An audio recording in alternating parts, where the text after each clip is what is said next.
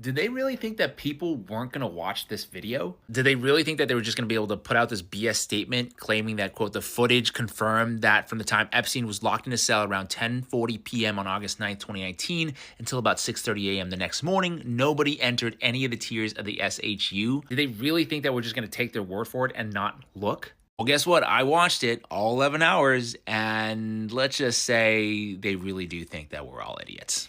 Well, the thing here is that at 12:05 a.m., you can see that in the timestamp, this big dude wearing a hoodie is seen entering this floor. He grabs the bags that are sitting there near the door, presumably linens or something, and then he tosses it out of door 46. He goes out briefly, and then he comes back in. He closes door 46 behind him and then walks down the staircase out of view. Now, a very important thing to note here is that door 46 is the only way to go in and out of this cell block floor. You can see that in the diagram here. Here's another diagram. Each of these cell blocks have 8 cells split into 2 levels, L and M, so 16 total each. You can see from the point of view of the officer's station that Epstein's cell is in the upper L level.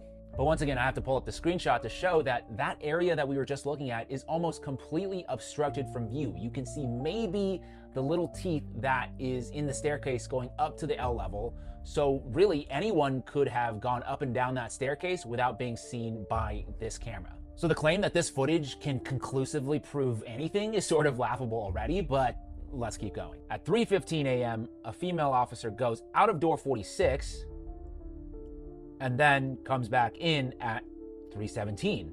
And just to remind people again, you cannot see the stairwell that goes up into Jeffrey Epstein's cell block.